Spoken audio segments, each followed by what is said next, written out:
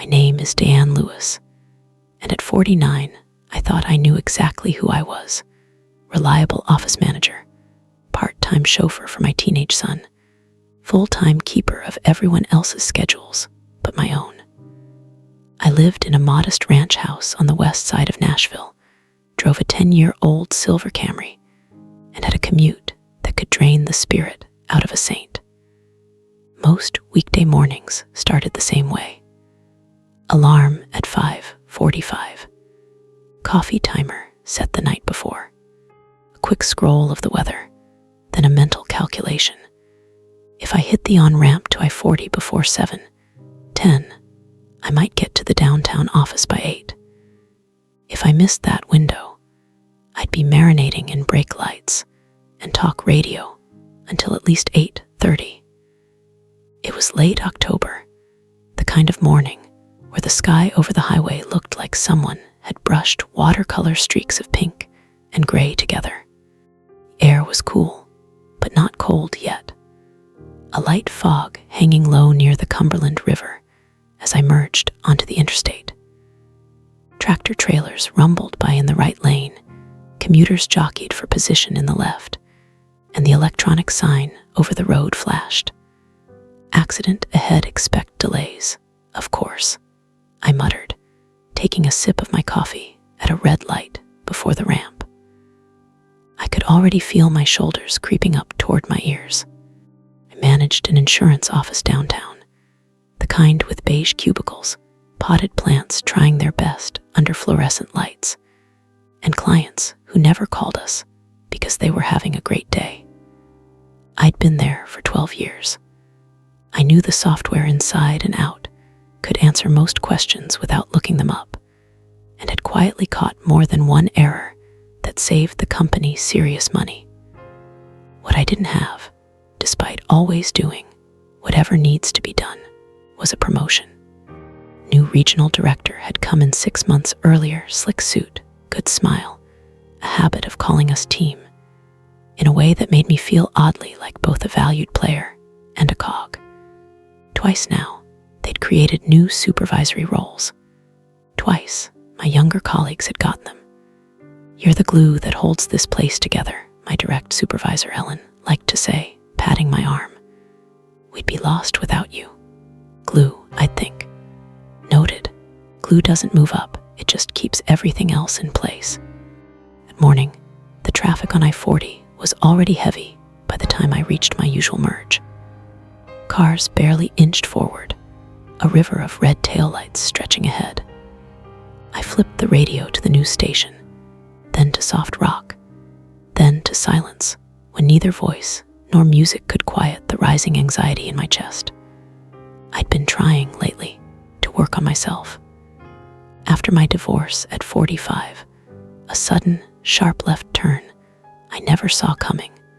I'd spent a year numb and furious in turns. Over time, the anger burned down, leaving ash and a question. Who am I now?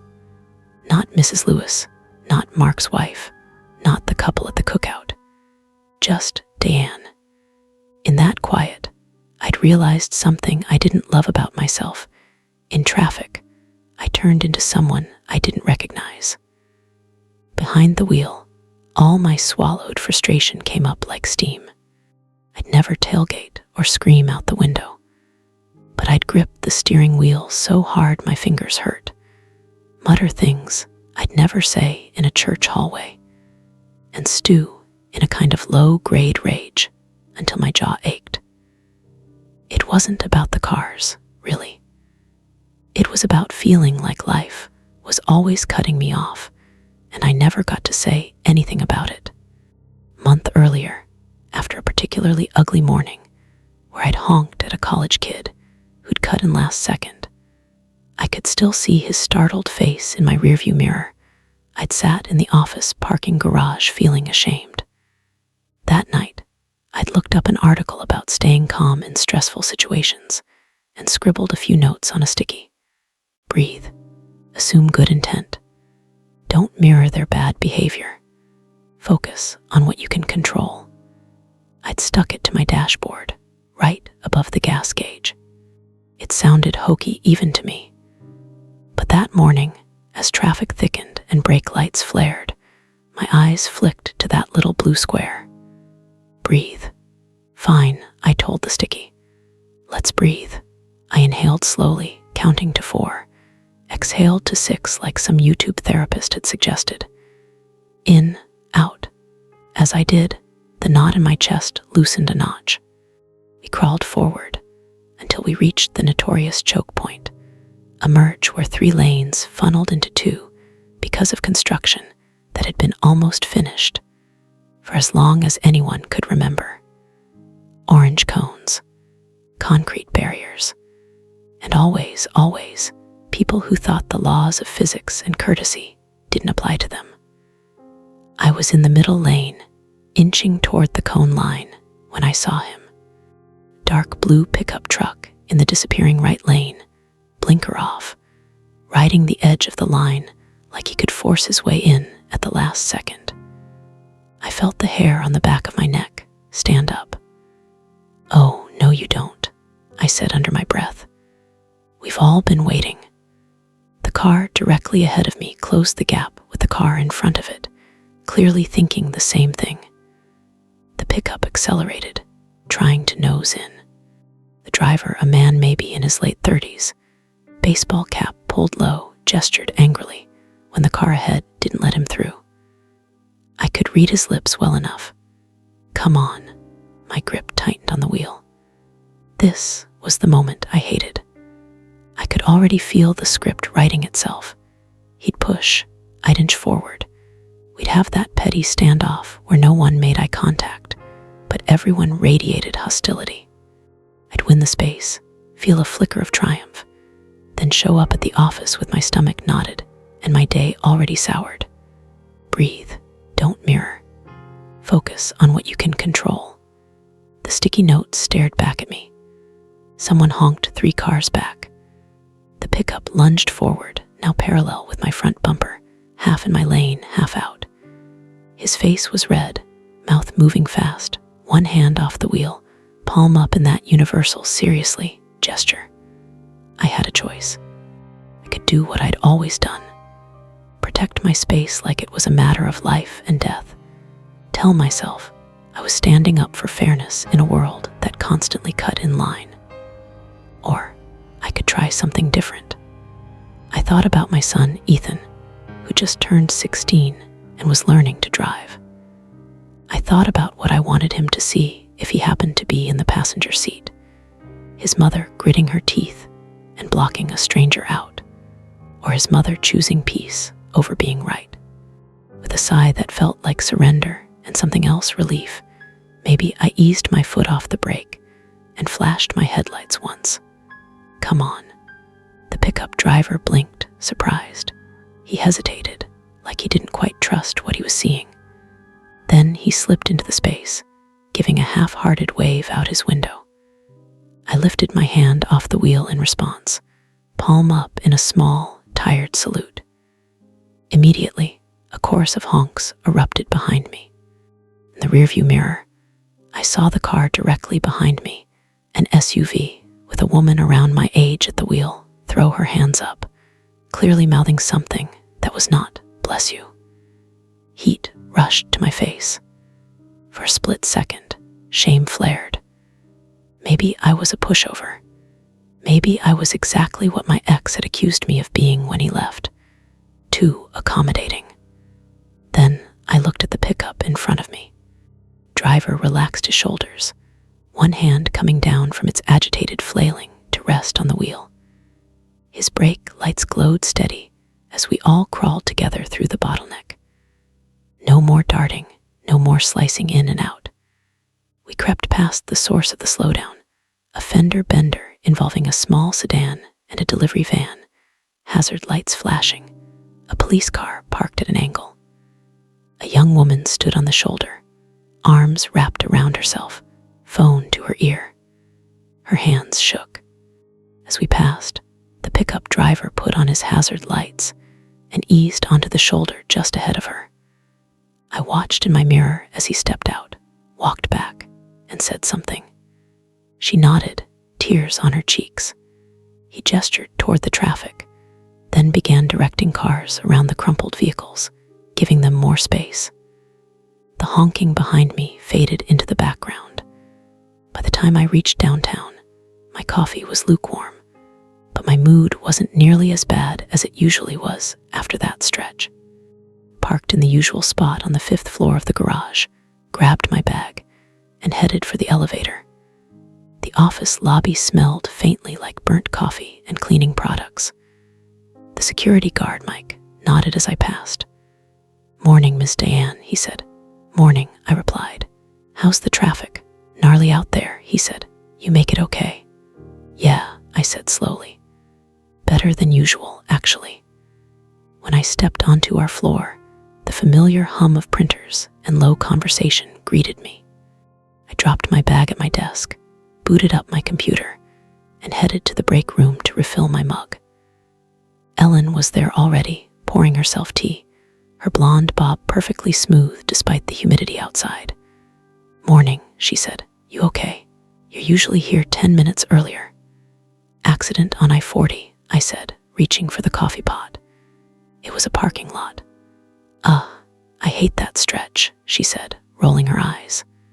"I swear, something brings out the worst in people on that merge." "Just there," I muttered, then caught myself. "But yeah."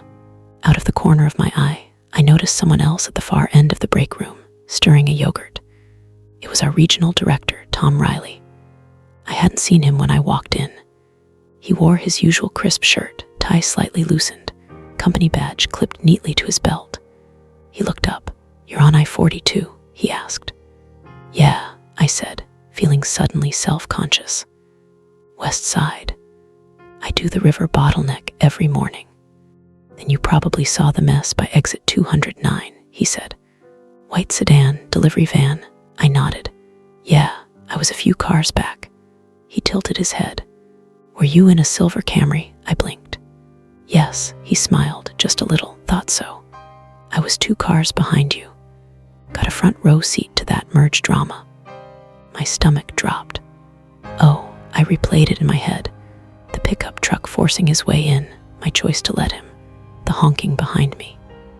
Now my boss's boss, technically had been right there watching. Please, I thought. Let him be the kind of person who doesn't care. He leaned back against the counter, folding his arms. "You know," he said, "most people in that situation either speed up to block the guy or lay on the horn. You didn't." Heat crept up my neck. I stared at my coffee. "I figured he was having a rough morning," I said stiffly. "And honestly, I didn't feel like dying on the hill of 10 feet of asphalt." Chuckled. "You're a better person than I am," she said. "I would have made him eat the cones." Tom shrugged. "What I saw was someone who stayed calm under pressure and de-escalated a situation that could have gotten ugly." He held my gaze. "That's worth something, especially around here." I didn't know what to say to that, so I did what I always did when I felt thrown off balance. I made a self-deprecating joke. "Well," I said, "if we ever launch a driving school arm, I'll put it on my resume." He smiled. "I'll keep that in mind." He tossed his yogurt cup in the trash and straightened. "Good to see you, Diane. I've actually been meaning to talk to you this week. Let's put something on the calendar."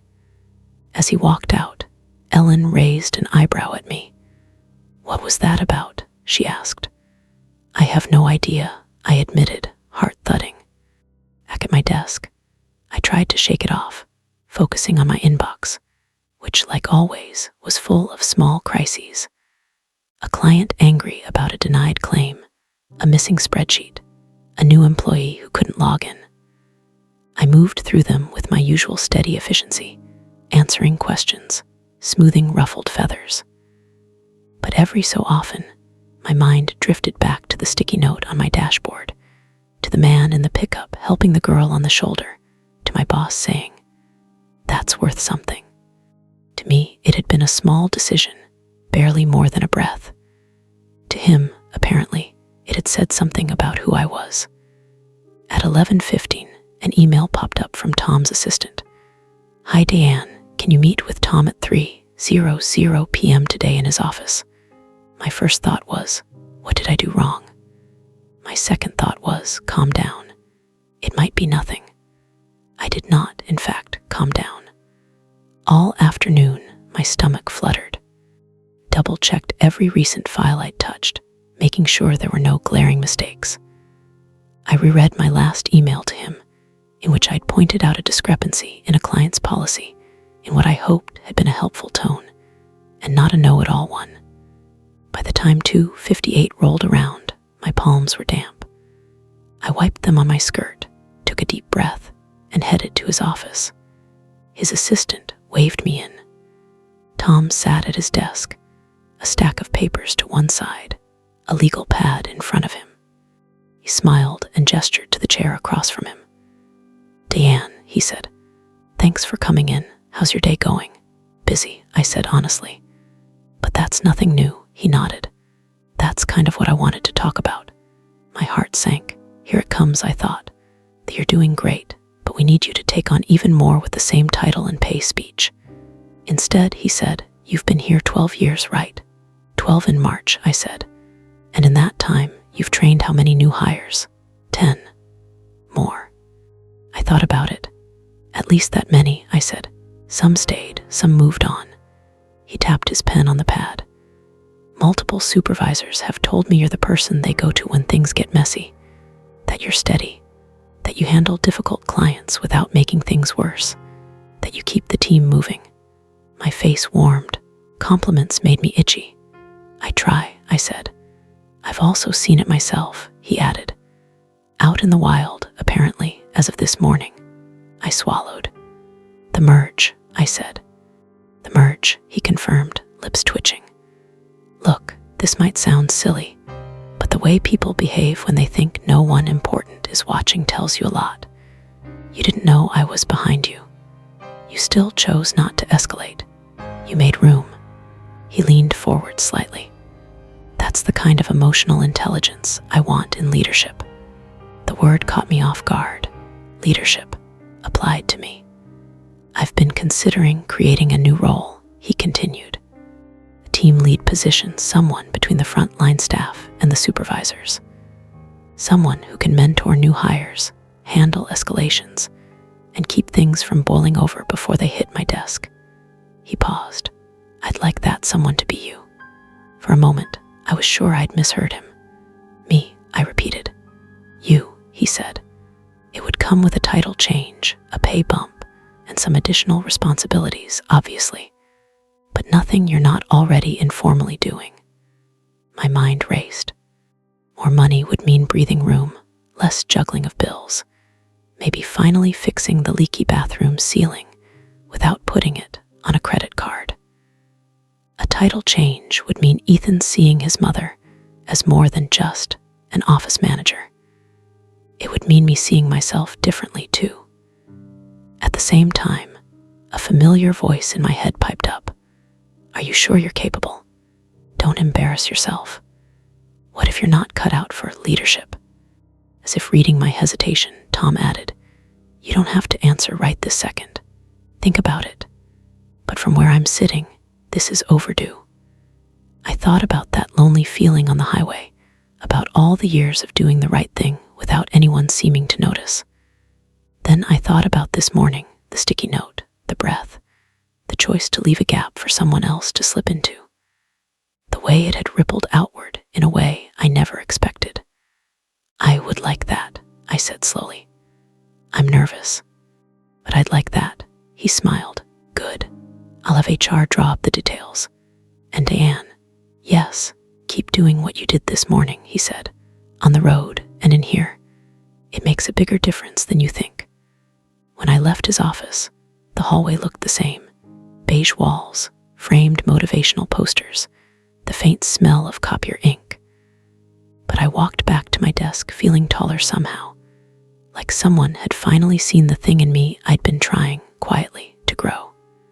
At night, driving home in the gloaming, traffic thick once again, someone else tried to cut in near the same merge.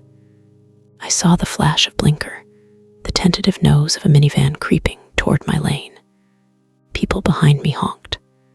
I glanced at the sticky note on my dashboard, then at my own hands on the wheel. This time, I didn't feel like I was giving something up by easing off the brake. I felt like I was practicing for the kind of leader I wanted to be, on the road, at work, in my own life. Let them in. Later, after dinner, I sat at the kitchen table with a notepad, trying to absorb what had happened. A promotion, because my boss watched me let someone merge in traffic. That sounded absurd, but deep down, I knew it was more than that. He'd been watching all along. The merge was just the moment that snapped what he'd seen into focus. If someone had told me that morning that staying calm in rush hour would help me finally get the raise I'd been quietly yearning for, I would have laughed. But that's the thing about these small, invisible choices we make over and over. Eventually, someone notices. I didn't know yet how this new role would stretch me, or how many times I'd have to take those same deep breaths when people in the office wanted to metaphorically cut each other off. All I knew was that for the first time in a long time, I could see the outline of a second act that wasn't just about surviving. It was about showing up as the person I'd decided to be, even when nobody was watching, until one day someone was. The promotion became official 2 weeks later.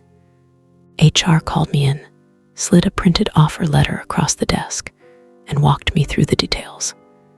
New title, Client Services Team Lead. New salary, enough higher than my old one that I mentally calculated how quickly I could pay off my lingering credit card balance if I was careful. Same office, same commute, same coworkers, different expectations. The first morning after it went through, I sat in my car in the garage for a full minute before going upstairs, hands resting on the steering wheel. You're the same you, I told my reflection in the rearview mirror. You just have a little more say now. It sounded simple. It didn't feel simple. As a team lead, my job was no longer just to do my work well. It was to help other people do theirs without falling apart or burning out. It meant more one-on-ones, more "can you step in on this call?" requests, more being the calm person in the room when everyone else's temperature rose.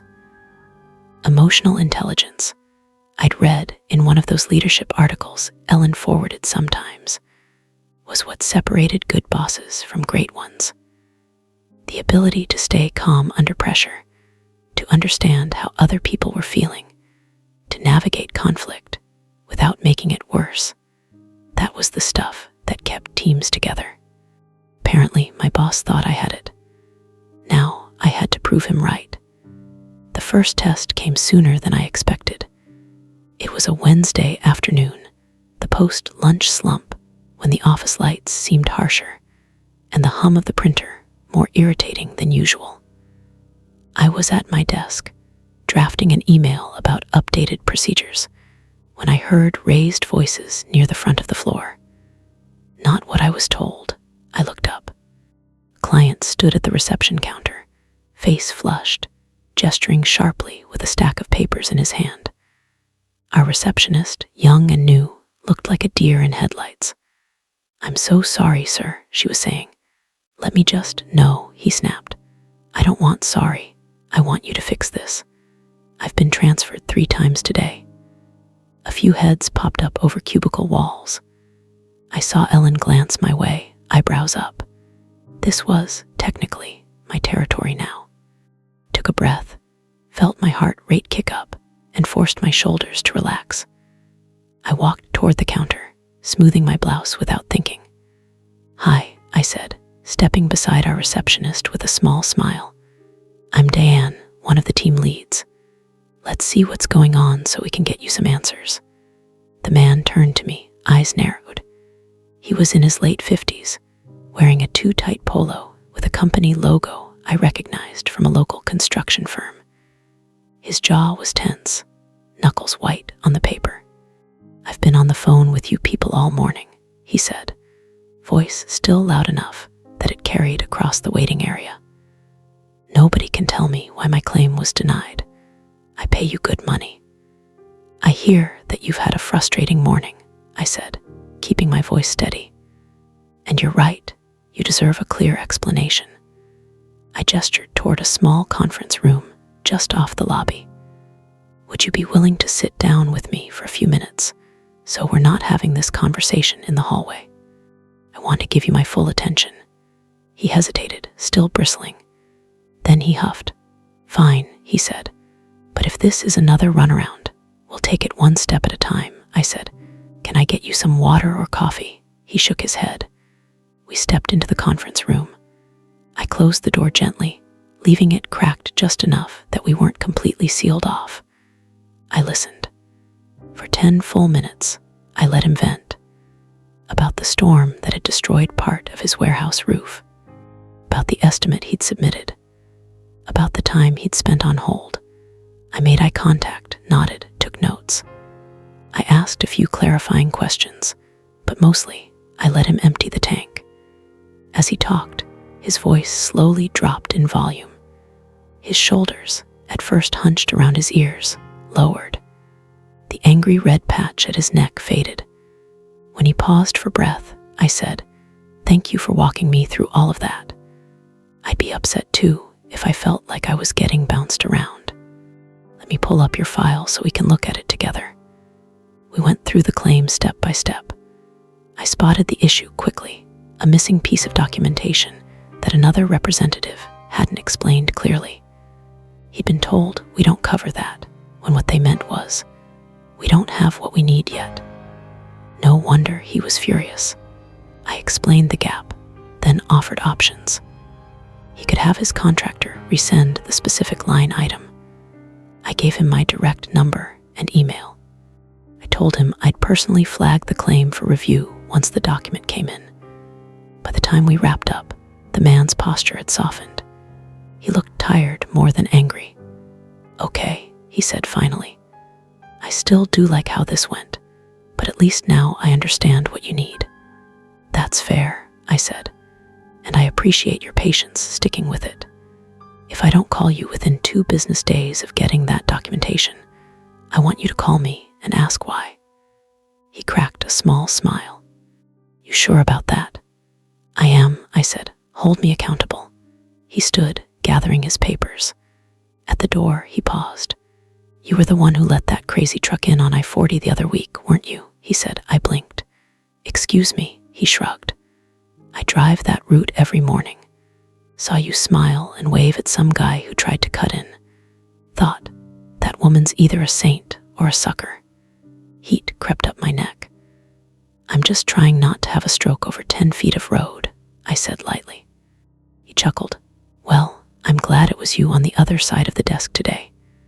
After he left, Ellen appeared in the doorway. "That was impressive," she said. "You had him breathing normal by minute 5. "I just let him yell first," I said. "You stayed calm," she replied. "You didn't take it personally. You didn't match his volume. That's the job." Her words echoed what Tom had said, what those articles online tried to hammer home. Calm is contagious, especially in tense moments. For the next few months, scenes like that became routine. A young rep named Kayla would ping me on chat. "Got a live one. Can you listen in?" I'd plug in my headset, join her call, and coach her in real time. "Lower your voice a little," I'd type. "He's getting louder, you get softer. Mirror his concern, not his anger. Ask one clear question at a time." When internal conflicts flared, 2 coworkers bickering over whose fault a mistake was, I found myself in the middle channeling the same skills. "Let's take a breath," I'd say. "I know you're both frustrated. Can each of you tell me what outcome you actually want, not just what went wrong?" I wasn't perfect. There were days I snapped at the printer when it jammed, or felt irritation spike when someone knocked on my cubicle wall 5 minutes before I was supposed to leave. There were mornings, on I-40, when all the breathing in the world couldn't keep me from muttering under my breath at someone scrolling on their phone instead of driving. But more often than not, I remembered the merge. The feeling of choosing to de-escalate instead of escalate. The quiet power in making a little space. At home, the changes showed up in small ways too. My son Ethan, who used to storm off to his room when we argued about curfews or grades, started lingering at the kitchen counter a bit longer. One night, after a particularly rough week where he'd bombed a chemistry test, he plopped onto a stool and said, "I don't know how you deal with people being mad at you all day." I rinsed lettuce at the sink. "You get used to it," I said, "and you figure out that most of the time, they're not really mad at you. They're mad at a situation, and you're the person standing in front of them." He thought about that. "That's actually helpful," he said, "like coach yelling at the whole team when we lose. He's not mad at me personally. He's mad at the scoreboard." "Exactly," I said. "Doesn't mean you don't listen, but you don't have to swallow it whole." He drummed his fingers on the counter. "I saw you on the highway the other morning," he added casually. "You did?" "Yeah, Dad was driving me to school on his week. We were behind you at that merge. He was like, 'This person is letting everyone in, what a pushover.'" I looked and realized it was you. I froze, hands still in the sink. "Oh," I said. "What he said was rude," Ethan added quickly. "I told him you're not a pushover. You just don't like making things worse." My throat tightened. I shut off the faucet. "Thank you," I said. He shrugged, embarrassed, and reached for a carrot. But his words sat with me long after he'd wandered off to his room. In the office, my new title slowly shifted how people saw me, from the nice lady who knows everything to the person you go to when things are going sideways. Clients asked for me by name when they'd had a good experience. New hires sought me out, not just for procedural questions, but for how do you say this without sounding rude. I started keeping a little notebook in my drawer where I jotted down phrases that worked in tense situations. "I hear that this has been really frustrating for you. Let's take it one step at a time. Can I make sure I understand what you're most worried about? Here's what I can do today, and here's what I can't promise yet." Every time something diffused instead of exploded, I'd underline it. Not because I thought I was brilliant, but because I'd learned the hard way that under stress, your brain forgets what it knows. Having the words written somewhere helped. One afternoon, months into the new role, Tom stopped by my desk. "How's the team lead life treating you?" he asked. "Some days I feel like an air traffic controller," I said. "But I haven't crashed any planes yet," he chuckled. "I've noticed. Complaints that make it to my level have gone down. Your team's numbers are up, and people seem less fried." I thought of Kayla, who'd started the job anxious and brittle, now handling difficult calls with a steadier voice. I thought of the older rep Mike, who used to roll his eyes whenever we talked about soft skills, now asking me if I'd listen to one of his calls and offer pointers. "I think they're realizing they don't have to match every client's energy," I said. "They can be the thermostat, not the thermometer." Tom raised his eyebrows. "I like that," he said. "Mind if I steal it?" "Be my guest," I said, a little proud. As the year turned and my 50th birthday approached, I found myself reflecting more often on how far I'd come from that first sticky note on my dashboard. On my birthday morning, Ethan left a card propped against my coffee mug. Inside, in his lopsided handwriting, he'd written, "Happy 50th, Mom. Thanks for teaching me how to drive and how not to lose it when people are jerks. You're the calmest person I know, even when you're not. Love, E." I teared up right there in my kitchen, the cheap ballpoint ink blurring. That evening, Ellen and a few coworkers took me out for dinner at a casual place near the river. Over chicken tenders and sweet tea, they toasted me with cheap champagne flutes. "You're aging like a fine leadership manual," Ellen joked. "Better than aging like a printer," I said. Tom stopped by our table at one point, on his way out from another gathering. "Happy birthday, Dan," he said. 50 looks good on you." 50 feels different than I expected," I admitted. How so? He asked. I thought I'd feel settled, I said. Like whatever I was going to be, I already was. Instead, I feel like I'm just now figuring it out. He nodded thoughtfully. From what I've seen, he said, second acts are rarely about starting from scratch. They're about finally getting credit and responsibility for the person you've quietly been all along. His words lodged in my chest like a warm stone. Driving home that night, the city lights reflected on the river, and the highway was, for once, almost clear. I merged without drama, set the cruise control a little under the limit, and let myself enjoy the rare ease. I thought about the younger me, who'd gripped the steering wheel until her hands hurt, who'd swallowed every slight, and then spewed them out at the safest targets, anonymous drivers who couldn't talk back. I thought about the woman I was now, who still got irritated, still muttered under her breath sometimes, but who knew she had other options. If you told me a year earlier that my ability to stay calm in a merge lane would be part of what nudged me into leadership, I would have laughed. But looking back, it made a strange kind of sense. Staying composed under pressure, making room for people even when they weren't doing it right, refusing to mirror the worst behavior in front of you, those weren't just driving skills. They were life skills. I didn't think of it as karma in the cosmic sense.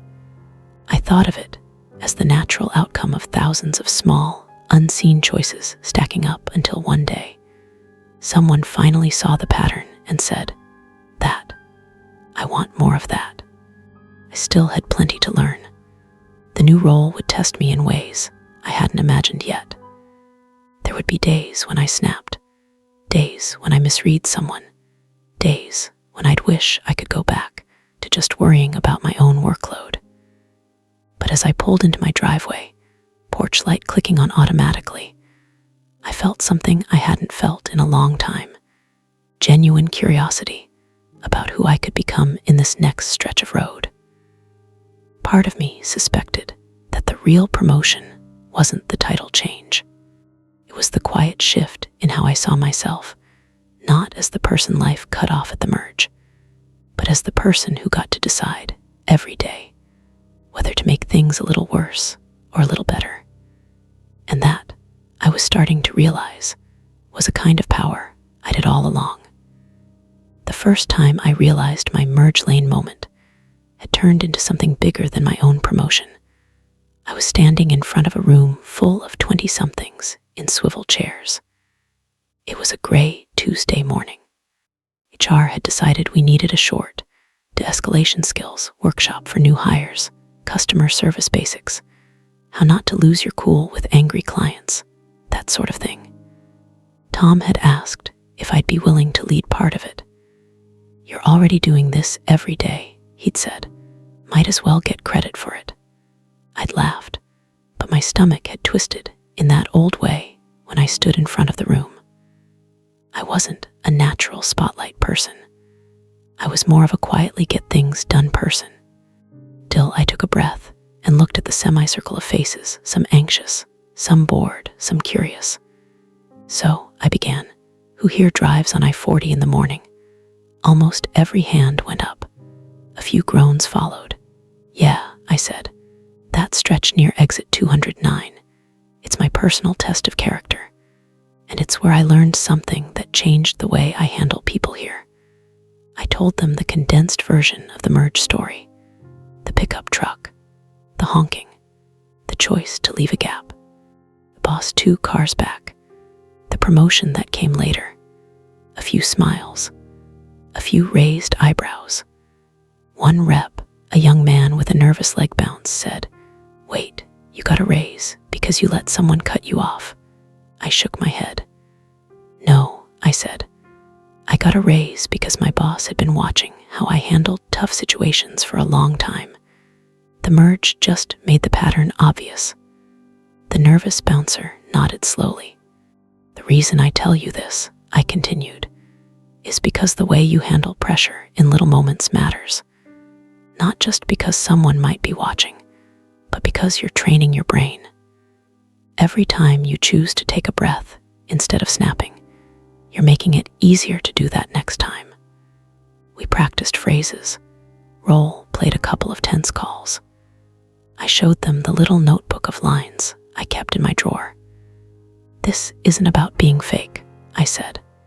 It's about having tools ready so you're not stuck with silence or sarcasm when you're stressed. Afterward, a young woman lingered by the door. "Can I ask you something?" she said. "Sure," I replied. She looked down, twisting her badge lanyard. "I'm not great at this," she admitted. "I grew up in a house where everyone yelled. Staying calm feels foreign. But I want to. Do you think it's too late to learn?" I thought about my own family growing up, about the way my father's temper had filled the house like smoke sometimes, about how easy it was to copy what you'd seen. "It's absolutely not too late," I said softly. "If I can relearn how to act in traffic at 48, you can definitely learn how to handle a phone call differently at 24. It just takes practice and a little self-forgiveness when you slip." Her eyes got shiny. "Thanks," she said. "That helps." That interaction stayed with me. It reminded me that my second act wasn't just about a better paycheck or a nicer job title.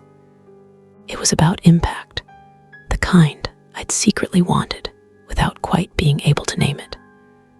The kind so many women our age have, even if nobody claps for it. The influence that comes from having lived through enough storms to know you can survive another one. Outside of work, I noticed my patience skills spreading in quieter ways. At the grocery store, when a woman in front of me fumbled with coupons and apologized over and over, I heard myself say, "You're fine, we've all been there," instead of sighing. At church, when a volunteer mixed up the sign-up sheets I'd organized, I felt the initial flare of irritation, and then chose, intentionally, to help her fix it without making her feel small. On the road, I started a private game with myself. How many merge kindnesses could I rack up in a week? How many times could I leave a gap, wave someone in, take a breath instead of laying on the horn? Sometimes, yes, it felt like other drivers abused it. There were mornings when I'd get cut off 3 times in 10 minutes and think, "Are you kidding me?" I'd still mutter. I'd still want to teach someone a lesson. But I kept coming back to the same truth. I couldn't control them. I could control me. And me staying calm made my day better, whether anybody else deserved it or not. One drizzly Thursday, a small thing happened that hit me harder than the promotion did. I was driving Ethan to school, a rare morning when our schedules lined up, and we hit the usual slow stretch. A car in the on-ramp lane signaled late, trying to squeeze into our lane. I eased back, letting them in. "Nice," Ethan said. "I'm just trying to preserve my blood pressure," I joked. He smirked. "You know that thing you told your trainees? About how every time you decide not to lose it, you're training your brain." "I remember," I said. "I've been trying that on the soccer field," he said, looking out the window. "When the ref blows a bad call or some guy shoves me, instead of immediately shoving back, 'How's that going?' I asked. "Hard," he said honestly. "But coach pulled me aside last week and said he's noticed I'm not getting as many yellow cards. He asked if something changed. I told him I'm trying your merge lane thing." My throat tightened. "Did he think that was weird?" I asked. "No," Ethan said. He said, "That's what captains do." We drove in silence for a minute. "I'm proud of you," I said quietly. "Yeah, well," he replied, trying to sound offhand. "Thanks for not honking us into an early grave all those years." We both laughed, but inside, I felt something unclench. My patience on the road wasn't just changing my career. It was shaping the kind of man my son was becoming. That, more than any title, felt like legacy. A few months later, Tom nominated me for a company-wide Values in Action award. I didn't know about it until I got the email saying I'd been selected as one of the finalists. The nomination form included quotes from coworkers. Diane is the calm center of our team. She de-escalates situations instead of pouring fuel on them. She treats angry clients like humans, not problems. At the awards luncheon, a hotel ballroom rubber chicken obligatory slideshow, they called my name. I walked up, nerves jangling, and accepted a glass plaque I wasn't sure what to do with. In my brief thank you, I said, "I don't always get this right. I still have days when I lose my patience. But I'm learning that being calm under pressure is less about having a perfect personality and more about 100 tiny decisions to take a breath instead of react." That's true in traffic, on the phone, and in our own heads. Afterward, a woman from another branch, a few years older than me, streaks of silver in her hair, found me in the hallway. "I needed to hear that," she said. "I'm 56, and I'm just now stepping into leadership. I keep thinking I'm too old to learn new tricks, but maybe it's exactly our age that makes us good at this." I smiled. "We've had more practice," I said. She laughed. "Exactly." At home that night, I set the glass plaque on the bookshelf next to my wedding china, which I rarely used, and a few framed photos of Ethan as a toddler. Daisy, our aging beagle rescue, not nearly as dignified as her name, sniffed at it once and decided it wasn't edible. I made myself a cup of chamomile tea and sat at the kitchen table with my old sticky note, now curling at the edges. Breathe. Assume good intent. Don't mirror their bad behavior. Focus on what you can control. It was such a simple list. Nothing revolutionary. Nothing I couldn't have found in a self-help book or on a website. But it had taken living through my 40s, the divorce, the quiet house, the feeling of being overlooked, to finally make me desperate enough to actually use it. That's the thing nobody tells you about midlife. Yes, your body complains more. And yes, you suddenly know way too much about insurance deductibles and orthopedic inserts. But you also have a kind of emotional muscle you didn't have at 25. You've seen enough to know that reacting in the heat of the moment rarely gets you where you want to go. You've learned, sometimes the hard way, that calm is not weakness, it's a kind of strength. One evening, Ellen and I grabbed coffee after work. She stirred her latte thoughtfully. "Do you ever think about what your second act might be?" she asked. "Beyond this place," I thought about it. "I used to think I'd just ride this job out and retire," I said. "Now, I don't know. Part of me wonders if I could teach this stuff.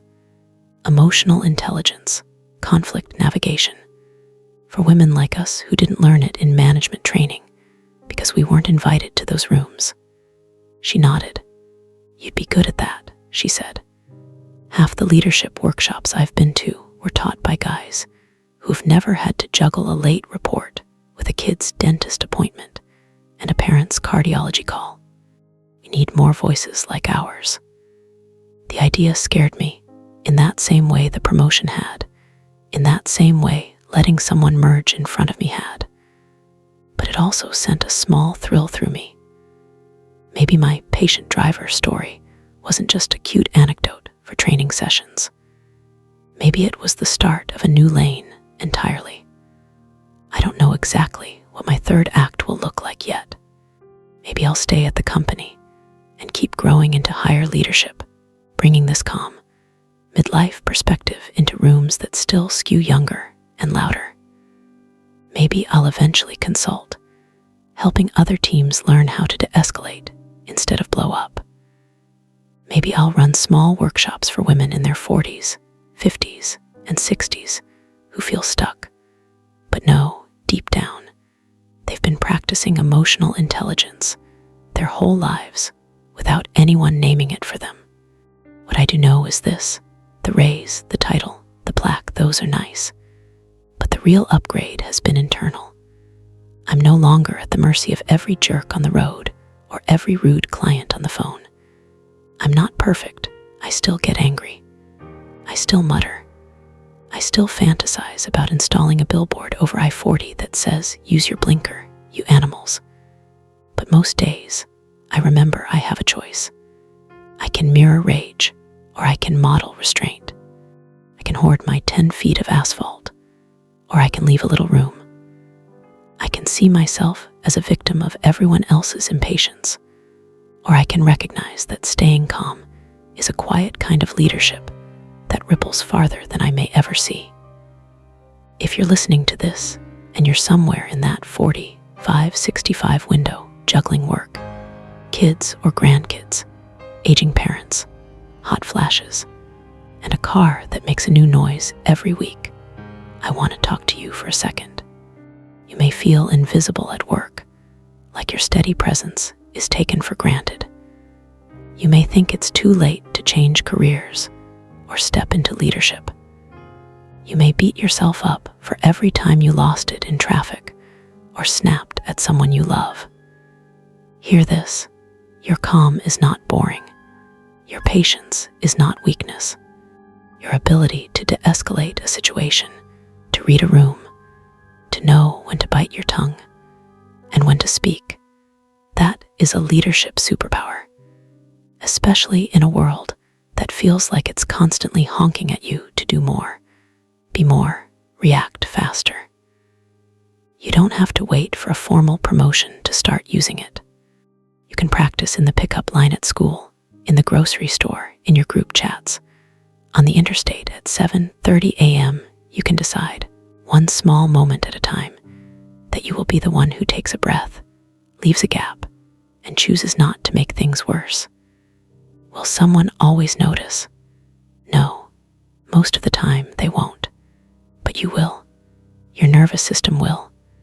The people closest to you, your kids, your coworkers, your friends, will slowly absorb the difference. And sometimes, like it did for me, someone in a position to open a door will be watching on the day you choose patience over rage.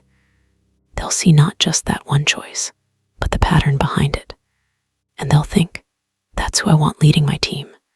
That's who I trust when things get hairy. So the next time you're wedged in a merge lane or facing down an angry voice on the phone, remember, this might feel like just another annoying moment, but it's also practice. It's a rep. It's evidence of who you're becoming. You're not just a patient driver. You're a woman quietly rewriting what power looks like in midlife. Less horn, more heart, one breath at a time.